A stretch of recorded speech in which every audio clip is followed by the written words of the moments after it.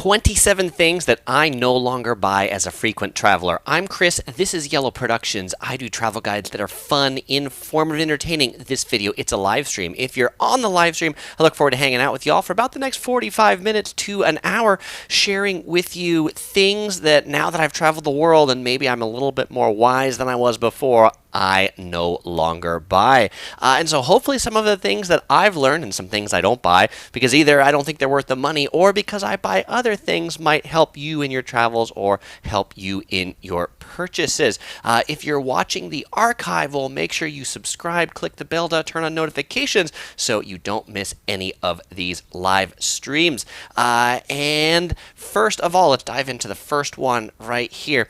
The first thing I no longer buy as a frequent traveler, I no longer buy generic cheap luggage. The first piece of luggage I bought was from Target, and I think it lasted me about 3 trips before like a wheel broke and then a zipper broke. And then I bought some luggage from TJ Maxx or Marshalls or Ross. I think those lasted about 5 trips.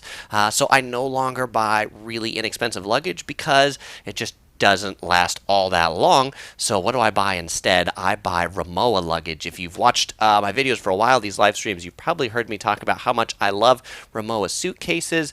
OC Girl and I, when we were in Germany, gosh, it seems like 8 years ago now or something like that, we bought 4 Rimowa suitcases because they're a lot cheaper out there in Germany, and they've been working great ever since. So it is worth the price to pay for premium luggage because it'll actually last you a while and you don't have to replace it every 5 trips.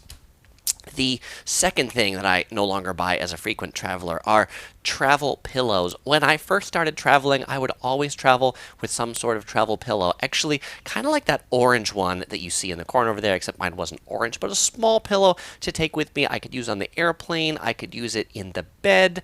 And I just find they just take up too much space, frankly. It takes space away from things on the plane. If I'm on the plane, I'll use what they've got. If I need a little bit extra headrest on the plane, I have like a long sleeve shirt in my backpack that I can take that out and use that as a little bit of a pillow. But when I'm in the hotels, I deal with the pillows that they have. And if I want more pillows, it's actually one of the first things I do when I check into a hotel room is I check the pillows and see, is there one? Is there 2? I like 2 pillows. So if I need another pillow, I always call for an extra pillow. It's always a challenge, though, like in Japan where they have the buckwheat pillows. Not my favorite pillows in the world, but just something I have learned to deal with. Japanese Panzer on the live stream says, I buy the pillows at home. And Kathy says about luggage, she needs good luggage. And Mimi comments that Rimowa, which is the suitcase I talked about, are expensive. They are not cheap, but I will tell you, if you do take a trip to Germany, you can get them for 30 or 40% less than they're sold in the rest of the world in Germany, which is where we bought them. And Jaden says, hey, if you're on Thai Airways, they give pillows. Some really good airlines, yeah, have pretty good pillows. Others have pretty sucky pillows. All right, the third thing I no longer buy as a frequent traveler, I no longer buy bottled water at the airport. Bottled water at the airport, it's like extortion prices. Really, this is one of the things that rubbed me the wrong way after 9/11, and we got all these security things says you can't bring water through the checkpoint. I'm convinced it was really just so that airports could sell more water, because now they can sell it to you for like $5 for a bottle. What do I do instead? Well, I bring a bottle of water with me. Actually, when I leave the house or I leave the hotel to go to the airport, I always bring a full bottle of water. I might drink some of it in the car, in the taxi, while I'm waiting to check in. Then I pour it out before I go through security in the bathroom or in a pour it out thing, and then I fill it up on the other side. Most airports now have some kind of place to fill up your water bottle, and in the event that they actually don't, well, then maybe I buy one. But other than that, I don't like to pay those $5 prices. Actually, and if you go through San Francisco airport now, San Francisco recently passed regulation that they no longer sell water in plastic bottles at the airport. So you actually can't buy a plastic bottle of water at San Francisco airport. You have to buy your water in a box in San Francisco airport, or a glass bottle, but not plastic bottles.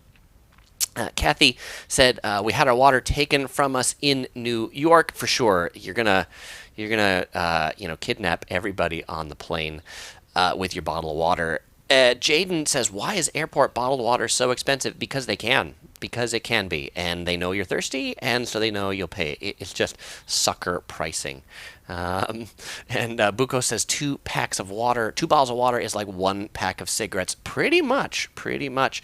Darren says, you can get water in a can. I guess you can get like Pellegrino or Perrier or something like that in a can. I think you can see that. So there was a comment here. Nylon YT says, who buys movies on the airline entertainment system? That could have been something added on this list, except I've never bought a movie on the airline entertainment system, so I can't say that I no longer buy it because I've never bought one. I really don't know who buys movies on the in-flight entertainment system. The fourth thing that I no longer buy as a frequent traveler is I no longer buy the cheapest airline ticket. I've realized that price is not really the thing you should be looking at when you buy your tickets. There's a lot of other things than just the price. I look at, do I like the airline? Does the airline provide good service? Is the airline often on time? What are all the extra fees that go along with a ticket? So those are all the things I take into account. And so, as you can see, I never book Spirit Airlines, even though I love the color. Spirit's often the cheapest, but not the best. One of my favorite airlines, I love Singapore Airlines. If I can swing Singapore Airlines, it's just a little bit more than some other airlines, then I'll be flying Singapore Airlines because they actually provide really good service on their airlines. James wants to know what I'm drinking today. That's a great question. And I, right here, have... I should remove that title so you can actually see what I'm drinking. I have a Thai iced tea from a poke place called Ahi Poke. It's pretty good. So that's what I'm drinking today. We'll be talking about tea later. And Jaden says quality over price is what I say. I agree with you. And I think there will be actually a lot of that theme coming up in this. That's definitely a big thing I've learned, quality over price. Nylon wants to know if there'll be Q&A. There will be Q&A at the end of this live stream. Yep. Tanner agrees about Spirit Airlines, says it is the airline version of vomit. That is impressive. Traveling the World says, I would only fly Spirit or Frontier if I'm flying nonstop. And when I add the fees up for the ticket, if it's a short flight, because the seats suck. They pretty much do. Miguel says, what flavor of tea is it? It's Thai iced tea. Thai iced tea is the flavor of tea. It's a type of tea from Thailand. It has a condensed milk. It's a really strong tea. It's sweet. It's delicious if you've never had Thai iced tea. And Tanner says, lucky, we want more Thai food options in states like Texas. Actually, yeah, Southern California has a lot of Thai options. As if you've been watching my YouTube or Instagram stories, you'll know we've been having a lot of Thai food lately over the last 3 weeks. We went to Thailand a year ago, and I don't know, every once in a while we get in our Thai food kicks. All right, next thing. Number 5, the fifth thing I no longer buy as a frequent traveler. Not only do I not buy the cheapest flights, I also don't buy the cheapest hotels. There's a lot more to be had in a hotel than just the price. I stayed in a Motel 6 once. I will never stay in a Motel 6 again. So if I sort, like when I sort for things on like search engines, I never sort by price. I like to sort either by like reviews, like highest reviews, or distance from a location. Pretty much if it's like the cheapest hotel in a city, I'm already going to be like, oh, they're going to be cutting a lot of corners to be providing rooms that cheap. So I should get something that isn't the cheapest, because the cheapest ones really aren't for me. So where do I like to stay instead? I love Marriott as a chain because I love the concierge lounges and things like that. Once you've built up enough status with Marriott's, in particular, I love JW Marriott's, which are their high-end Marriott's. But particularly in Asia, you can stay in JW Marriott's, which are like some of their highest-end hotels for relatively inexpensive.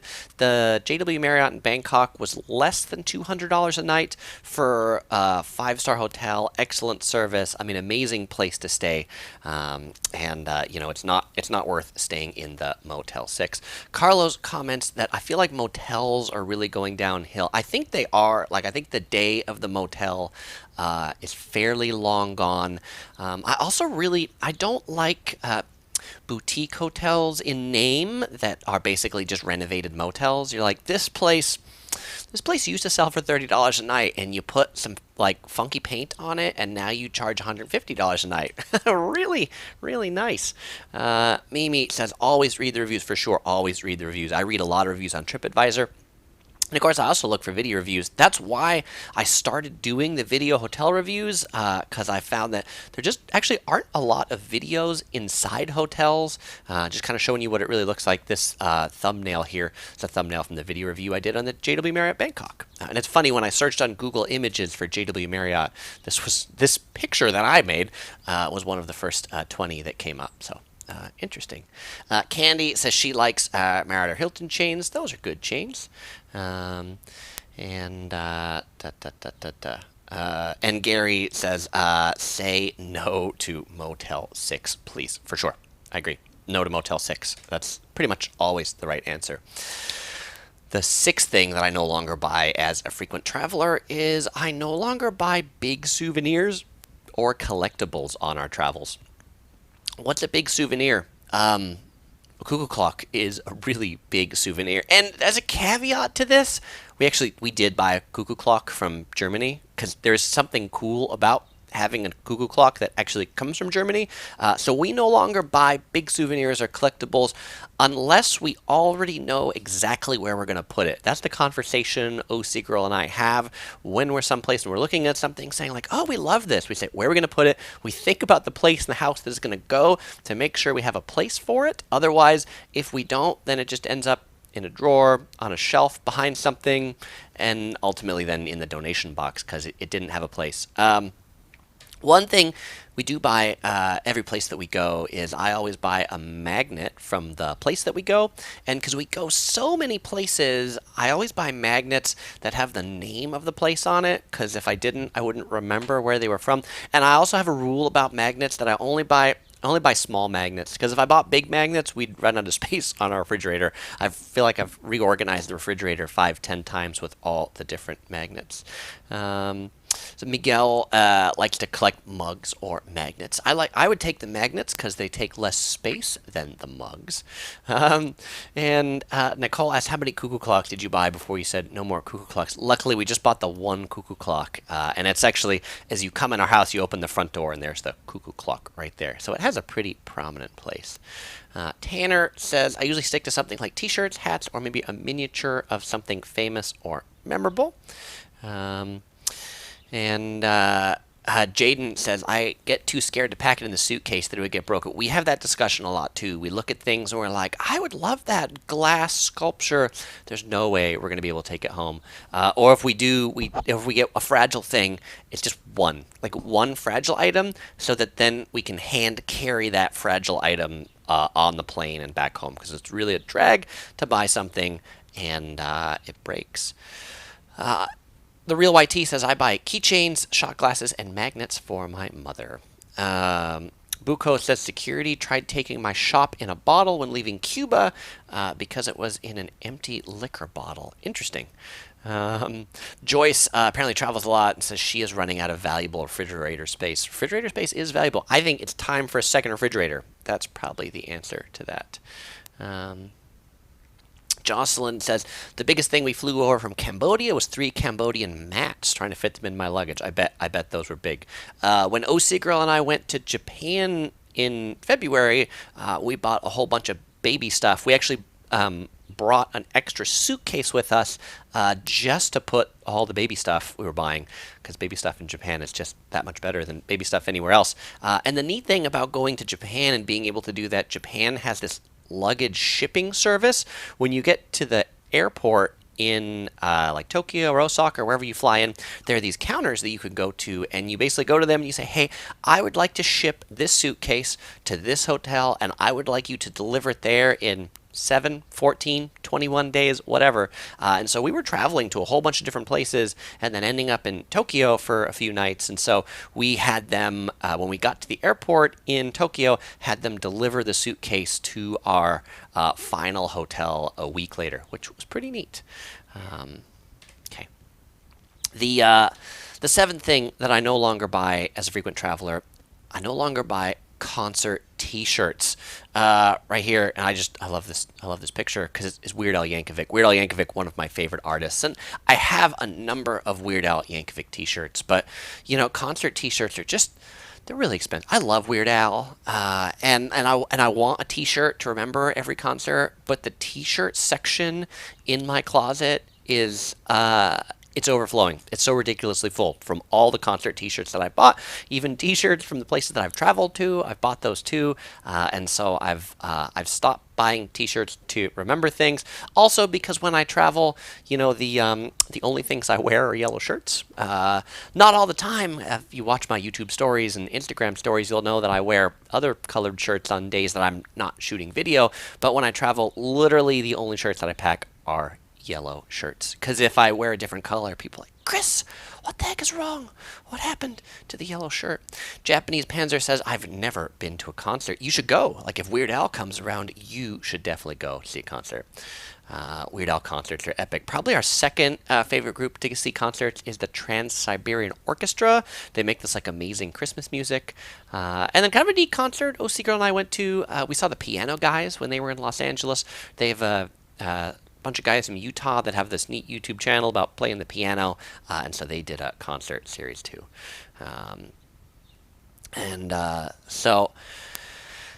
Jenny says, I try to think in advance what type of souvenirs I want to buy. Like I knew going to Prague that I wanted a marionette puppet. Jenny, I think that's a great plan because that way you don't end up just getting swindled and buying something spur of the moment. You're actually like, this is what I want, and I'm going to go get this thing. So I think that's a perspective.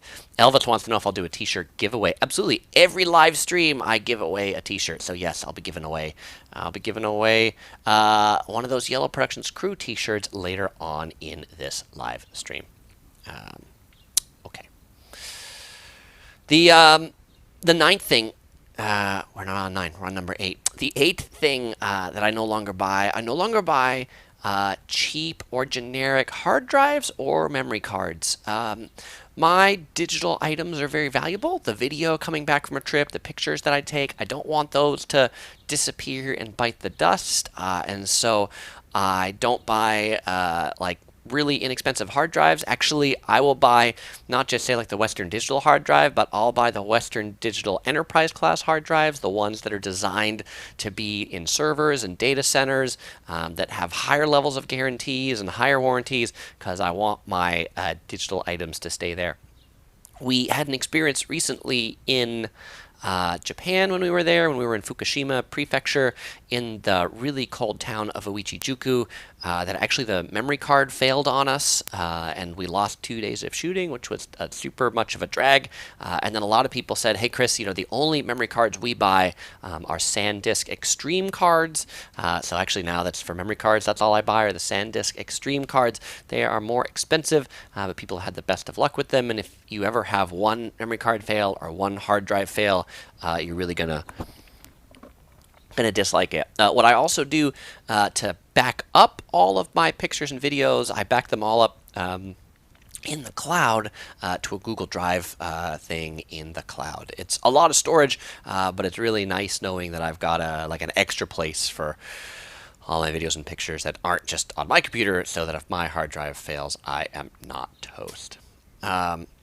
Joyce wants to know, what's the best way to enjoy photos and videos from your travels once you're home? Yeah, one of the things we like to do, we've got either Amazon Alexa or Google Home, one of the ones that has like a screen on it, and you can put your pictures either in an Amazon Photos album or a Gmail album, and then you can ask Alexa or Google Home to say, hey, just play my pictures. And it's kind of neat to see like a rotating slideshow of your pictures from your travels as you go home.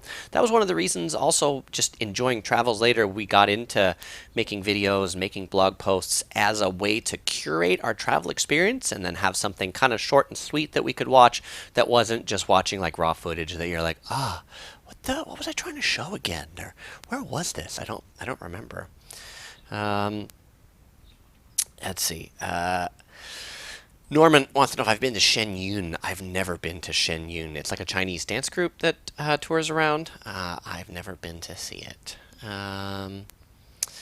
Cheryl agrees that SanDisk cards are the best, and Kathy says cheapest is not always the best. For sure, it is not. Okay. It's an interesting one related to travel, but as a travel vlogger that spends a lot of time sitting at a desk editing video, I no longer buy bad office chairs. What do I mean by bad office chairs? I mean, this is a bad office chair.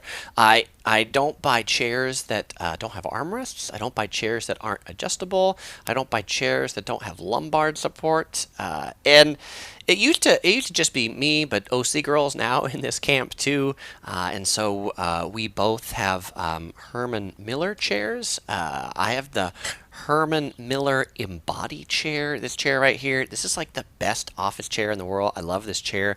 It is like a $1,000 office chair, but if you amortize the amount of time that you spend sitting at that chair at your desk, I spend more time sitting in my chair at my desk than I do sitting in my car, that I spent a lot more on. So actually, I don't think $1,000 is too much to spend on a chair to save your back. You know, all of us get, if you're at a computer, you have this tendency, you want to like go forward to the screen and you put your arms forward, and it kills your back over time. And I was having really bad like back problems and back spasms until I upgraded to the Embody chair at my desk, and ever since I did that, my back is so much happier. So it was well worth the price. Actually, I ended up, and I didn't buy quite the $1,000 one. I bought it like it was clearance from like the Healthy Back store when they were going out of business or something. So I got it for a bit less. And if you do want to buy one of these chairs, Herman Miller, who sells them, have like twice a year. They have like a 15% off sale. So stay for the. Make sure you get it on the 15% off. Brandon says those chairs must be comfy. It's super comfy, like everything adjusts on it, and the way that back looks, it molds to your back and just supports it perfectly. Buko says it looks like Professor X's chair. Sure, it does. It kind of looks like some mad scientist chair. Nicole wants to know if it gives massages. It doesn't. Maybe that's in the more expensive version. You know, like in Japan, they love those massage chairs. I'm like, it'd be nice to have one of those massage chairs. And OC Girl says we will never have a massage chair because they look too ugly. Jaden wants to know, what's my opinion on gamer chairs? I don't know. I've never sat in a gamer chair. I mean, like they're probably the ones that have like speakers and all those things in it. I mean, I think if you game a lot, like that seems like something that's cool. For me, I would just make sure it's something that like really supports you well. And actually, I think that. For me, having a high back is really important. Like a low back, like this one, it just kills me. So you need something that you can be straight and it supports you on the top as much as it supports you on the bottom. The Real YT says a lot of people get back problems because they're sitting too much. I'm on disability because my L5 and L4 are out of line. Yeah, I think it's important to also get up and walk around every once in a while. On airplanes, it's not something I buy, but one of the reasons why I always book aisle seats on airplanes is I like to be able to get up and walk around. And I'm the kind of person that about every hour I'm gonna get up and walk. It may be to the bathroom, or it may just be to the back of the aisle and back again to my seat, just so I'm not sitting there. Morton says, hi, Chris, how are you? How is your baby? I am great, and our little explorer is great as well. She just turned 7 months yesterday, so that's pretty exciting. All right. Here's an interesting one. The 10th thing I no longer buy as a frequent traveler, I no longer buy cotton socks. And this is something I absolutely learned about through my travels, but I would always buy cotton socks, either Nike cotton socks or Costco cotton socks, and I had a real bad time with blisters. Like on the first or second day of travel, walking so much, I'd end up with blisters on my big toe or my little toe or someplace. And then I was taking a trip to Sweden, and I was talking to this Swedish guy who does triathlons in Sweden. And I asked him, I'm like, hey, how do you do a triathlon where you like run, you go in the water, and your feet are wet? Like, how do you do that and not get blisters? And he said, well, Chris, the key is wool socks. Wool socks that dry really well. You don't get blisters. Well, ever since that guy told me that, I exclusively travel with these socks by this company called Smart Wool. By the way, this video is not sponsored, but I probably got, I don't know, 30 pairs of these Smart Wool socks. And they can be a little hot on the feet, but I've had no blisters ever since I've been traveling with these Smart Wool socks. And, like, you can buy a pack of 8 cotton socks for, like, $8. One of these Smart Wool socks is probably $10 or $12, but let me tell you, it is worth $100 of socks in my suitcase to not have blisters and not be limping for the second half of my trip. That's it. And whereas my map says merino wool socks are the best, darn tough Vermont brand. Yeah, there's a number of different brands of merino wool socks. And then Morton 11 asks if I can find sock size 14. And actually, the Smart Wool socks, they sell them in a bunch of different sizes, and they do sell sock sizes that fit me, which is men's size 14. You are welcome for the tips. Thank you for the kind words. And Miguel says, are those expensive? You know, where I buy them from like REI or backcountry.com. I buy them when they're on some form of clearance. I don't really care what the color is and things like that because they're socks on my feet. Melanie says quality is always worth it. Absolutely. And Kathy says, do the socks last a long time? When did I get into these socks? I got into these wool socks probably 7 years ago, and I've not had a single one wear out yet. So yes, they last a long time. I bought some as like dress socks too. The dress socks are a little bit thinner, and so some of those are starting to wear a little bit now. But the kind of the thicker ones for walking that I've bought still last perfectly. Carlos wants to know if Topher wears socks. Generally, no. I did buy one pair of yellow socks for Topher, so he does have a pair of yellow socks. I'll have to break that out in a future live stream. And Kathy is talking about her sushi is here. That's fantastic. I'll be talking about sushi later. Morton asked if we can see the socks you're wearing now. I have bare feet right now, so there's no exciting socks on my feet. Boop. All right. The 11th thing that I no longer buy as a frequent traveler is, and no, it's not ugly Christmas sweaters. I no longer buy jackets or sweaters that don't unzip. Putting one of these things over your head and having it stuck over your head, just like if you're on travel, you're outside and it's cold, and you go inside and it's hot, or you go on a train. Going to, say, like France, like the trains are superheated, their indoors are superheated. I just die. Like if I'm warm enough outside, I just die when I go inside. So everything that I buy now as some outer layer is something that unzips. My favorite brand for jackets and coats and fleeces this brand called Mountain Hardwear, and actually this particular jacket is the one that you probably see me wearing a lot. This black one, I've got one in yellow, I've got their jackets like this. That's another thing that I often find at REI. I also like North Face as well. Pretty sturdy things. Norman asks about the merino wool things and says, do I only wear them for travel or do I wear them every day now? It kind of depends. Like as like casual wear, I still wear the cotton socks, but if I'm going to go for like a hike or I'm going to go for a walk and I'm going to be doing something strenuous that might lead to blisters, then I wear the wool socks. They're slightly less comfortable because they're hotter. And so if I know that I'm just going out to In-N-Out Burger and I just need some socks on my feet, then I'll flip the cotton ones on because they're a little bit cooler, which makes them a little bit more comfortable. But I'm okay to take the slightly warmer for no blisters. Melanie agrees. She says, I need outerwear with a zipper. I never like pullovers, layers. Gary says hoodies with zippers are the best to travel with. I have a hoodie with a zipper too.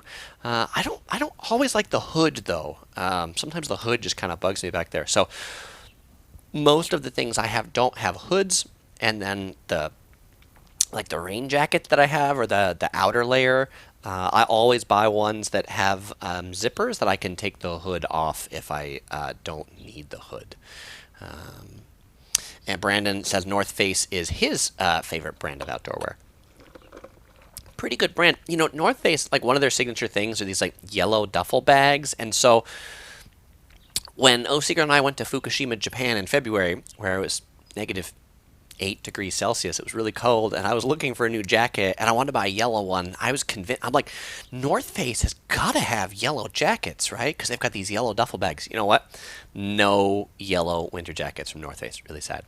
So if you watch those videos and you see the yellow jacket I'm wearing, it's from Mountain Hardwear, because they sell yellow jackets. Carlos wants to know if I wear hats. Generally, no. I don't like hats. They make my head's really hot. If I do need something with a brim to keep the sun away, like if I'm going to Singapore or someplace really hot, then I wear visors so that it keeps my top of the head open. So generally not hats.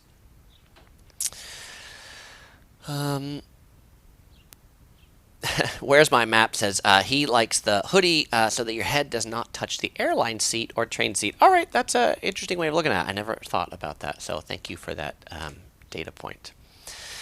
The 12th thing that I no longer buy cheap USB cables. Or cheap, I should mean like generic. I no longer buy random USB cables. Why? You know, because not every USB cable is made the same. And actually, this was something my brother-in-law told me about, and I never realized it. But my brother-in-law, he bought a USB voltmeter from Amazon, where you could see the actual electric current that was going through a USB cable, and I borrowed his to measure some of my cables, and I'm like, oh, this one has like 3 times the current of that one. And I'm like, no wonder things charge slower when I use this cable versus other cable. So I bought one of these USB voltmeters from Amazon to test all my cables. I threw away the crappy ones that didn't pass much current, and then now whenever I buy USB cables, I just buy them from this company called Anker. I find the Anker cables are ones that are always really high quality cables, pass a lot of current, and so it means that my devices charge a lot faster. So suggestion to you, if you've never really thought about this, actually pay attention to it and realize that not every USB cable is made the same, and some might actually charge faster and slower regardless of what the actual source they are plugged into is. Brandon is apparently already on this bus. He says, I always buy Brandon cables. Well, that's good. Let's see. Morton says, Chris, my last name should be Disney because I'm like Mickey, Donald, and Goofy to me. Kids might love you. That's great, Morton11. Hopefully I bring a bit of cheer and happiness, right? Disney brings that. Sebastian says, chargers are like that thing like every airport. There are chargers in most airports. I think so. Japanese Panzer says the cheap gas station chargers break in a week. For sure, they break in a week. They do. Gallivanting Gals agrees. We've only bought Anker for the last 2 years. The nylon braided ones last so much longer. I love the nylon braided ones. I've got in my car. I've got a couple of the nylon braided ones in like different colors, so that. One's for me, it's a USB-C, and one's for OC Girl because she's got an iPhone, so the lightning cable. Yoshi wants to know what I'm drinking. He probably missed it earlier, but I'm drinking some Thai iced tea from a local poke shop.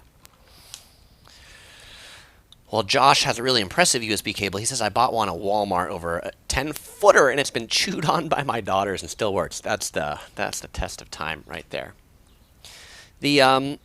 The 13th thing that I no longer buy cheap bed sheets. You might look at this picture and say Hello Kitty bed sheets, but in this cheap bed sheets, you might go to Target or you might go to places and you're like, this bed sheet's so cheap. It's like $15. It's got to be pretty good. I don't know, rough bed sheets. I like to sleep, and I like to sleep well. And actually, one of the things that staying in a lot of hotels has turned me on to is the notion of comforters that have an inside comforter plus a duvet. I'd always have the comforter that was like everything in one. Like you stay at the cheap hotels and you say that, but you stay at the high-end hotels and you realize that they've got like a comforter inside of a cover. And so OC Girl and I, we like to buy our comforters from IKEA. Again, not sponsored video, but this is like the IKEA ad that shows all their different comforters. I find that IKEA comforters are super soft, super comfy, and every comforter or sheet I've gotten from IKEA, I've really appreciated. Even though they're inexpensive, they're soft and lead to a good night's sleep. B. Moron wants to know where I am right now. I'm at home. Where are you right now, B. Moron? That is quite a mask that you have on, B. Moron. Okay. The 14th thing that I no longer buy, I no longer buy annual passes to Disneyland, single tier. Girl and I have had annual passes to Disneyland for at least the last 10 years. Maybe the last 20 years? A long time. We've had annual passes for a long time. And this year we let them lapse for two reasons. This was pre-COVID-19. So, I mean, if we had the premonition, we'd probably, well, let them lapse now because I can't go to the park anyway. But we let it lapse because they've just gotten so expensive. When we started with our annual passes, we bought the Southern California passes. They were like a couple $100s, and now I think they're like $600. They're really expensive, and Disneyland has just made everything more expensive. Like parking is gotten really expensive. We used to park in the downtown Disney lot because we got like 4 hours free parking in there, and they've necked that down to like 2 hours. You have to buy something with validation. And as many of you know, we've had a little daughter who's 7 months old, so we're like, well, I'm probably not going to be going with her until she's 5 or something. So we are not going to have Disney passes for probably 4 or 5 years. April Adams says Disney's the best. Yeah, and obviously all those things about expensive and more people going there, obviously just because people like going there. So we're gonna opt out for a little while, and then we'll probably opt back in. The 15th thing that I no longer buy is I no longer buy haircuts at barbershops. And I made the video on it. I've not released the video on it yet. Why do I no longer buy haircuts at barbershops? Well, because I own the Flowbee Precision Home Haircutting System. This is the famous, as seen on TV, vacuum haircutting system. And so I cut my hair with the Flowbee and a vacuum. And so I never have to pay for a haircut at a barber shop again. B. Moron says, no super chat. Yeah, I haven't enabled super chat. I want, if you toss in a few dollars, I want you to get something for it. So if you want something or you want to toss in a few bucks, buy a Yellow Productions Crew t-shirt. You'll find a link in the description below to the Yellow Productions Etsy shop. You'll find t-shirts, mugs, things like that, that you can be part of the Yellow Productions Crew. I'll also be doing a giveaway for one of those shirts a little bit later. Kathy says she loves Disney, but the annual pass would be no good for me, as I'm in Australia. Probably would be no good for you in that case.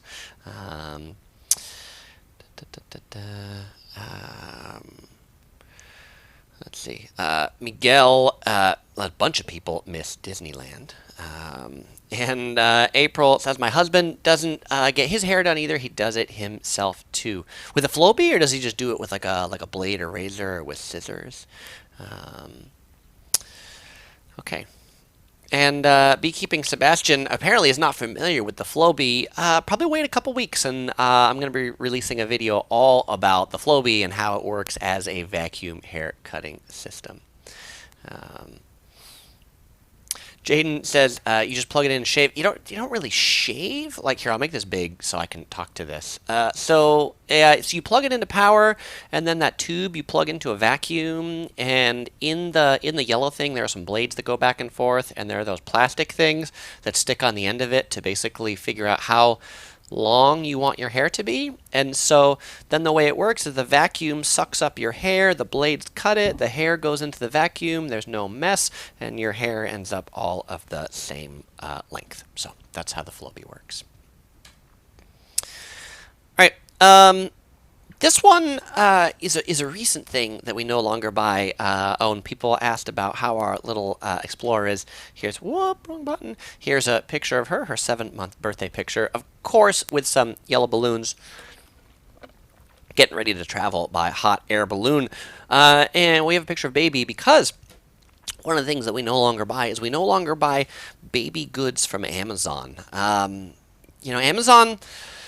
Problem with supply chain with Amazon is getting goods that might not be original goods, and Amazon has had a lot of problems with knockoff baby goods, and so things that like our baby's going to put in her mouth, we try to go buy from Target or someplace in person that we know what it's going to be that has a little more stricter supply chain than from Amazon. It hasn't turned us off from Amazon completely, but it has turned us off from buying baby goods from Amazon.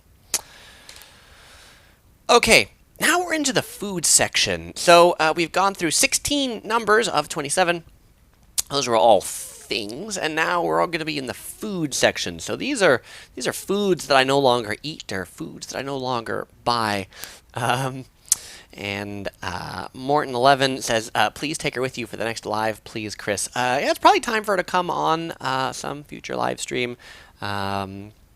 But we'll see. She has to be a good time, and she has to be in a good mood, and all that stuff. It's hilarious. North Star Vaping says, babies. I don't buy babies anymore. I don't. One's enough. I don't need to buy any more babies.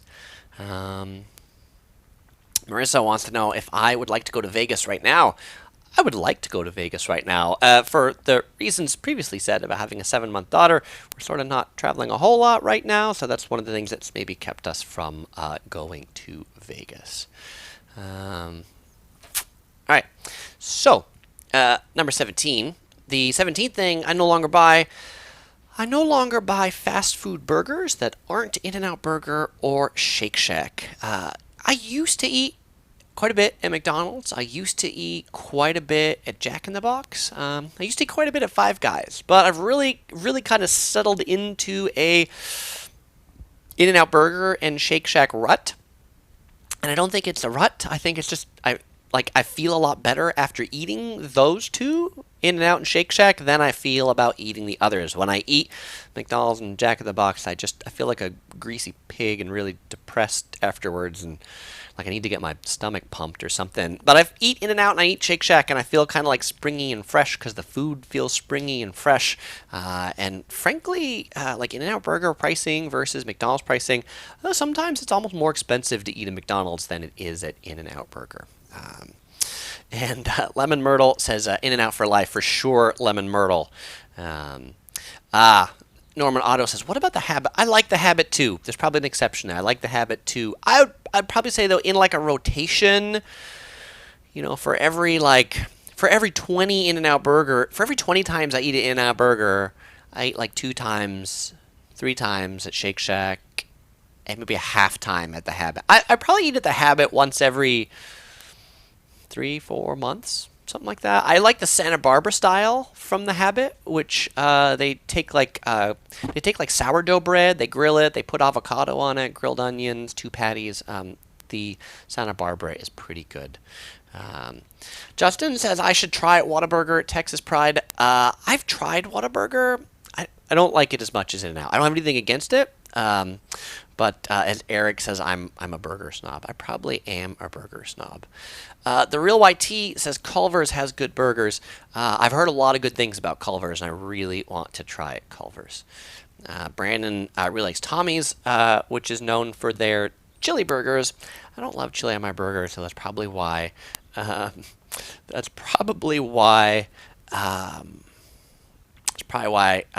didn't make the top of my list.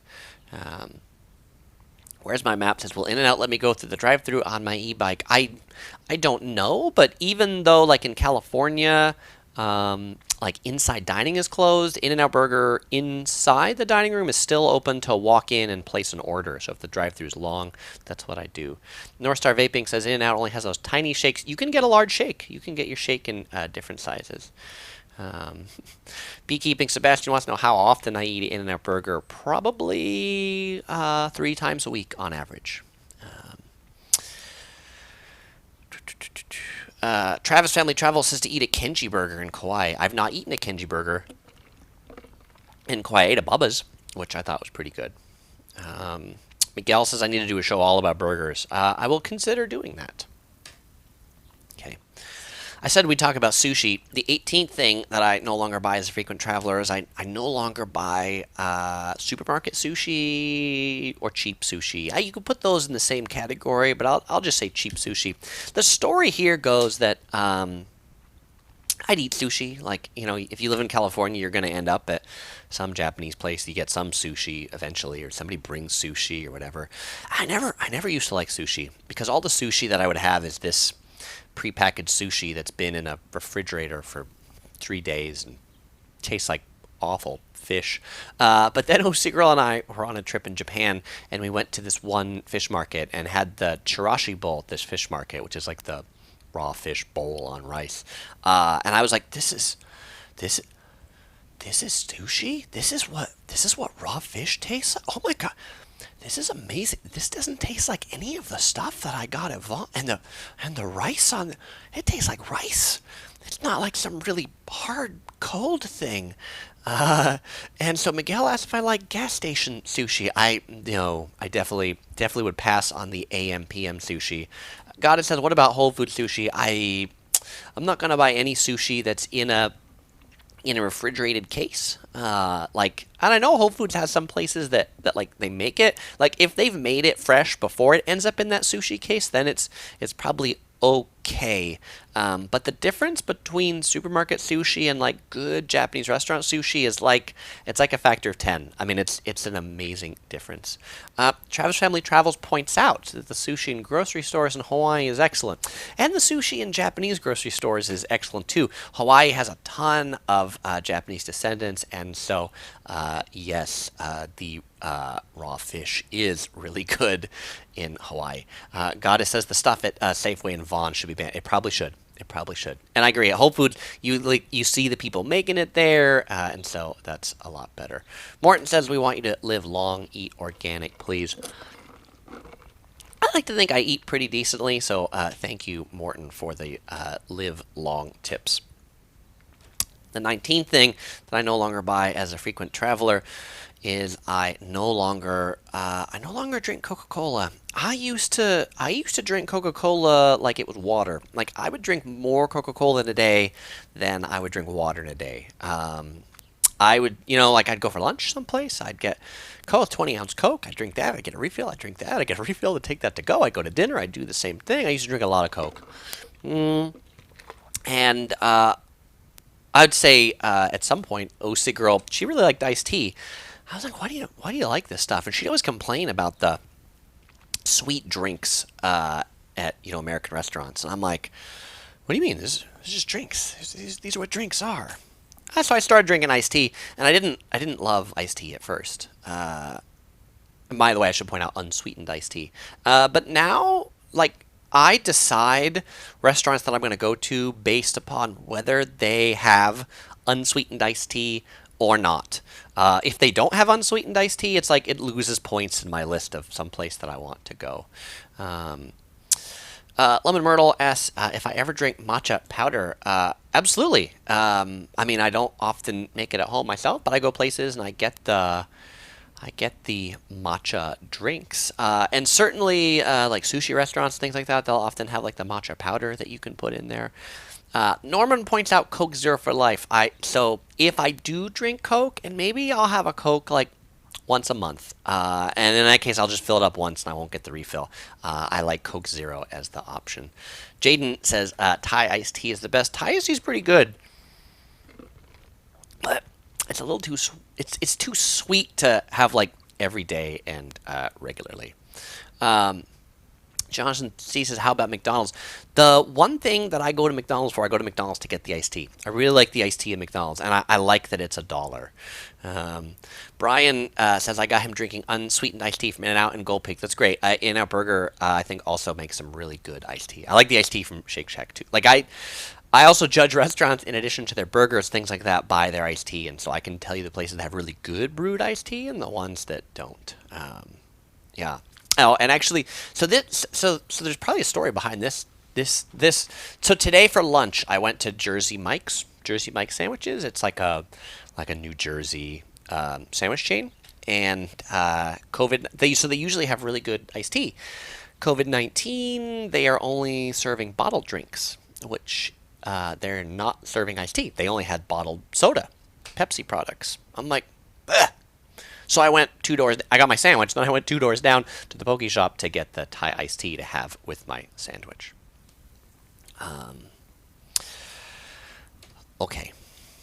So speaking of iced tea, the 20th thing that I no longer buy is I no longer buy artificial tasting tea. So when I say I like iced tea, I like iced tea that tastes like tea. This brisk iced tea, which you see at soda fountains, and like raspberry and mango, and I like strawberry melon iced tea that's pink. I don't even know what kind of tea that is. Tea isn't pink. Tea just isn't pink. So I can't do it. I'd rather have water than that.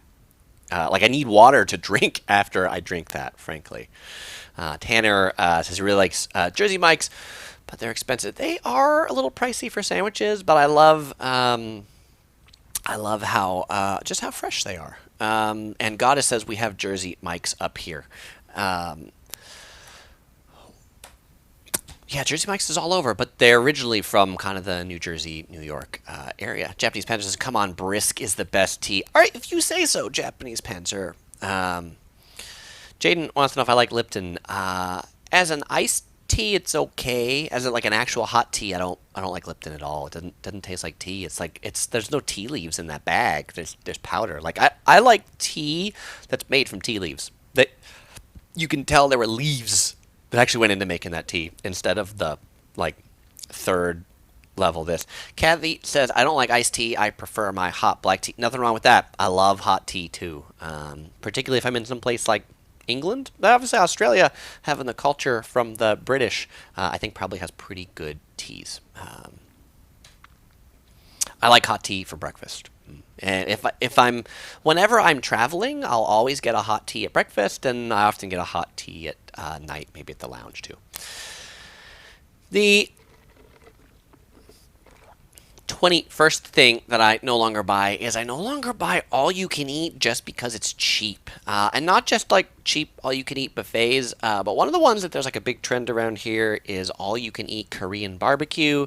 And anytime, I like Korean barbecue in Korea is not really like an all you can eat thing, but for some reason here in California, like it is. And oftentimes the all you can eat Korean barbecue usually is like the lowest quality, least tasty beef ever. And I pay more money for the all you can eat, and I don't eat that much, and my stomach hurts afterwards, and I have to go to the bathroom forever because I ate so much. And so I would almost rather have the not all you can eat option, that I just get to pick out what I want and it's good, as opposed to the all you can eat that I get a ton and it's not very good. The 22nd thing that I no longer buy is I no longer buy non-authentic Italian cappuccino. Actually, I guess this was in Japan. This is some butter coffee, which Japan has a lot of really interesting coffees. But like I've never been much of a coffee drinker. And then we went to Italy, and I had the cappuccino in Italy, and I'm like, this is really good. I see why people like cappuccino. And then I've gone places that advertise Italian cappuccino on the menu, and I'm like, this doesn't taste anything like that. So that was one of the things I really liked about Australia, is people told me, they said, Chris, coffee in Australia is really good. It might even be better than Italy. And I'm like, man, you're crazy. How's that possible? How could coffee in Australia be as good as the coffee in Italy? But you know what? The coffee in Australia is as good as the coffee in Italy. Maria says she misses my road trip reviews. Actually, I have a ton of travel videos queued up to share. I've just been making a whole bunch of other ones. Obviously, I've been traveling a lot, but I've still got a whole bunch of things from Japan queued up and things from Hong Kong. So you'll see some of those here and there kind of come through as I get to edit them, and they make it through some of the other topical things, talking about what's going on. Kathy loves iced coffee instead of iced tea. Oh, Siguro really likes iced coffee as well. Melanie says apparently there's a big difference between drip coffee and pressed coffee. There sure is. And I think to me drip coffee tastes like, I don't know, water out of like a dishwasher or something. Okay, here's another thing that I learned from going to Italy is I no longer eat pasta carbonara that isn't made properly. What does that mean by properly? So pasta carbonara is generally like a pasta with a white sauce and kind of like a cured pork meat here. But the places that it's not made properly is when it's made with like Alfredo sauce or dairy. Like if you go to the Olive Garden and you get pasta carbonara, it's made with Alfredo sauce and it's made with like ham as the meat, which is like no bueno. Authentic pasta carbonara has no dairy in it. It's like made with egg and cheese that gives it the creaminess. And then the meat in pasta carbonara is supposed to be guanciale. Guanciale is a cured pork cheek, and it's a hard meat to find in the U.S., but it makes all the difference. Like guanciale in a pasta carbonara makes it delicious. Ham or bacon makes it really kind of sad. Lemon Myrtle says, I learned in Italy that people quadruple park all over Europe. They sure do. I would not say that Italians are the world's best drivers. 24th thing that I no longer buy instant rice. Traveling all over Asia, I've become kind of a rice snob, and rice, but good rice and rice that's cooked properly in a rice cooker for like an hour is like really good, and rice that's cooked for 5 minutes or a minute in the microwave really is kind of gross. The 25th thing that I no longer buy is bone marrow from a restaurant. Actually, this is something we recently discovered. Oseger really likes roasted bone marrow. And roasted bone marrow in restaurants is expensive. You go to a restaurant and you buy bone marrow like this, and it's like $20, $25, something like that. When you can buy the equivalent bones at a butcher for like $5 and put it in the toaster oven for 15 minutes, and you're like, hey, I've got that same thing. It's really easy to make, so we no longer buy that at restaurants. The 26th thing, I talked about fast food earlier. I used to eat Taco Bell all the time. I can't do it anymore. I just can't do it. I love Mexican food, and Taco Bell, I was like, either has gone downhill over the years, or the other Mexican food has been better, but I don't know. I can't do Taco Bell. And 27th, lastly, something I used to love and has also gone downhill, and someone mentioned Knott's Berry Farm earlier. Like I grew up eating Knott's Berry Farm Boysenberry Jam. I loved Knott's Berry Farm Boysenberry Jam. At some point, the Knott's Corporation or company went out of business or folded, and it was purchased by Welch's, which makes like it's famous for their grape jam. And now the Boysenberry Jam tastes kind of like a little tangier grape jam. I don't know. It's just not as good as it used to be. So those are the 27 things that I no longer buy. Being a frequent traveler, hopefully some of those will be useful to you to say like, oh, I'll buy some of those other things instead, or maybe I won't buy those. One thing I want to remind you all, if you didn't see my announcement on the YouTube community page or on Facebook, a lot of people have said, Chris, when are you going to do a meetup? Well, I'm doing a meetup. I am doing a meetup this Friday from 3:30 to 5 p.m. Google is kind of working on a new virtual meetup service that instead of being a live stream that's just one-way me talking and you chatting back, this is actually going to be like a two-way chat where I'm on video and you're on video and we can talk together. So I've set aside 90 minutes this Friday to do the virtual meetup.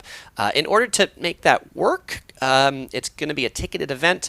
The tickets are $10, and if you're interested in buying one, helping to support the channel, you'll find a link in the description or the pinned comment to it.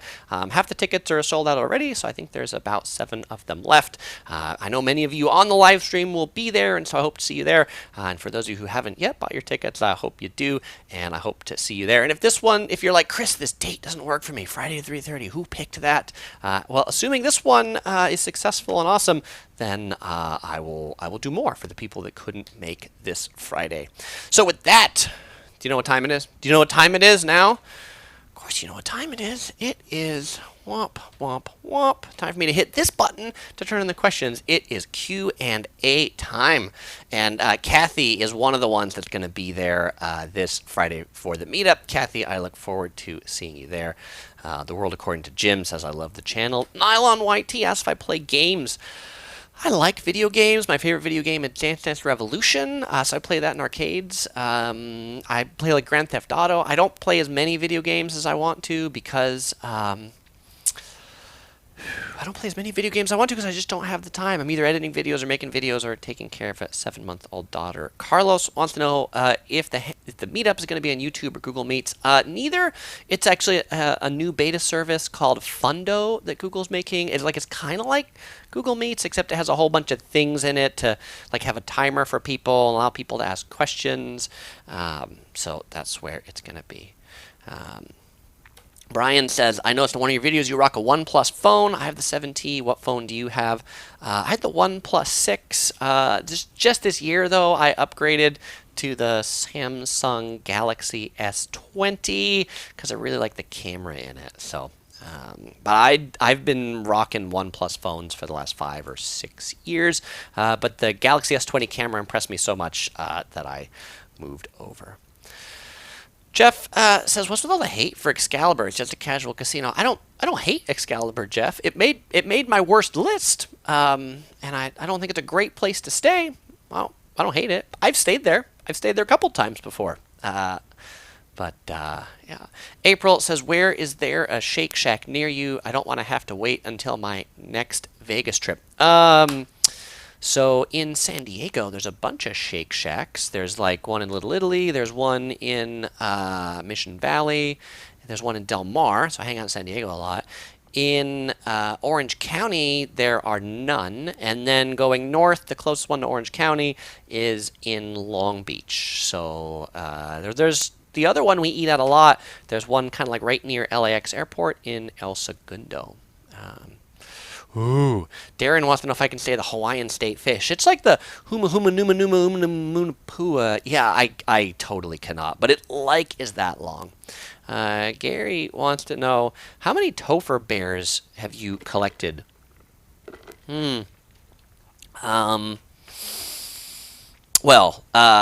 these pandas, all of them, were sent to me by other members of the Yellow Productions crew, people here on the live streams, people who watch the videos, and so there's about 20 back there that are part of the crew.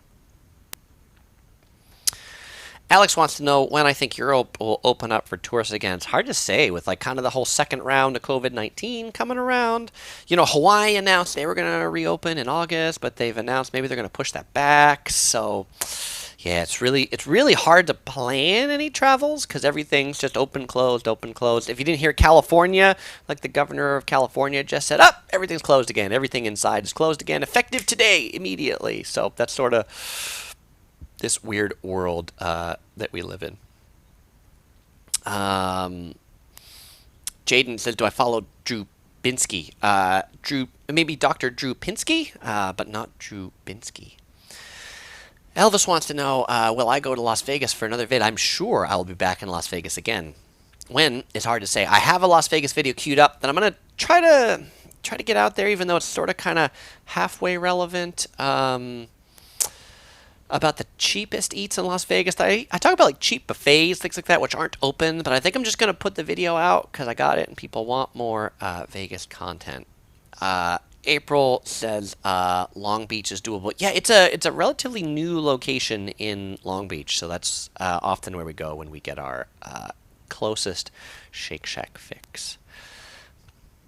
Dr. Richmond wants to know, how can somebody send me a private message? You can message me on Facebook. You find my Facebook page in the description. That's probably the best way. Or when we do the contest for a T-shirt, I'll tell you my email address. You could send me one there too. April says, after the new orders, do I think Vegas is going to revert back to closing casinos? I hope not. Like the casinos are a big money making thing. I think we might see more restrictions on casinos, more limits, more things like that. Let's get my crystal ball, and it could be wrong. I don't think Vegas is going to shut down the casinos entirely again. Carlos wants to know if I like the cartoon DuckTales. I loved DuckTales growing up. DuckTales was awesome. DuckTales, ooh. Yeah, I guess if you watch that, but I'm not really good at singing. Let's see. Tanner says, I should absolutely follow him. He's on the verge of becoming one of the youngest people ever to visit every country in the world. I'll have to look him up, Tanner. One of the things I'm planning to do as a live stream is my favorite travel channels that that aren't mine, maybe. Everybody always asks me, like, Chris, what other YouTube channels do you watch, or what other travel YouTubers that you watch? And I never have a good answer on the spot, and I realize, like, actually, I watch a fair bit of other travel YouTubers, and they just never come to me when people ask that question. So I do plan to make a video all about that coming up. Gee Whiz wants to know, what video are you most embarrassed of? It's an interesting question, and I would actually say it's my most popular video. The 5 worst cheap hotels on the Las Vegas Strip. I am most embarrassed about that one because if I would have known that that video would have gotten 2+ million views, I would have worked a lot harder on that video. You know, people are like, Chris, why didn't you show the inside of the rooms or whatever? Like when I did it, I shot it in a half day. It took a while, you know, because I had to go to the 5 hotels. I walked around them, the travel lodges. I shot in the windows of rooms that were open. I walked through the hallways of the Excalibur and the Circus. If I knew the video was going to get 2.5 million views, I would have paid $30 to get a room at the Circus and $50 to get a room at the Excalibur just to have the inside of those. I'd stayed at them before, but people watch the video and they're like, what do you even know? You didn't even stay at these hotels because you didn't show the inside of the rooms. I'm like, well, I didn't stay in them this time, but doesn't mean I haven't been a sucker and showed it before. All right. Well, it is time for the giveaway now. So, giveaway is going to be for a Yellow Productions Crew T-shirt. And to win the Yellow Productions Crew T-shirt, you have to answer this question. My question is, when I showed concert T-shirts, what concert T-shirt did I show earlier through this? What was the artist or the band that I said I really like, but I don't buy their T-shirts anymore? If you answer that correctly, then I will send you this Yellow Productions Crew T-shirt anywhere in the world. You will find a link in the description below to my Etsy shop if you want to buy one, in the case you didn't win one. And here, if you want to join, maybe not this meetup because you don't have a shirt yet, but you want to join a future meetup, when I do the meetups, when I'm doing this one, I'm giving away 5 free tickets to people that have Yellow Productions Crew T-shirts because they're part of the Yellow Productions Crew. Those 5 free ones are already gone for this one, but buy one and you'll get in the next meetup for free. The first person to answer the artist correctly, and there's a lot of you who answered this correctly, is Kevin, and I'll give him the benefit of the doubt because he was typing fast, and so he didn't get the R. But Kevin, you win a Yellow Productions Crew T-shirt. Congratulations. You can either message me on Facebook or send me an email to chris@yellow.net with 2 W's. Let me know your address and what size you want, and I'll get one heading out to you. And I'm sure there's many people who said, I sent it at the same time as Kevin. Well, Kevin is the first one that showed up on my screen. That's the only one I can tell, to be fair. First one that shows up here. All right. Well, with that, as usual, I won't say goodbye because I'm going to see you in the next video, it's Monday. The next video, it's going to be this Friday. I drop a new video every Friday. Video this Friday is going to be a review of the Sony ZV-1 camera. Sony came out with this new kind of like hybrid photo video camera that's perfect for vlogging. I've been using it for about a month, and I'm going to share my thoughts with you about that camera. And then if you are joining in the meetup, then that's going to be Friday at 3:30 p.m. These things are always LA time, and so I'll see you there at one of those. All right, see you then.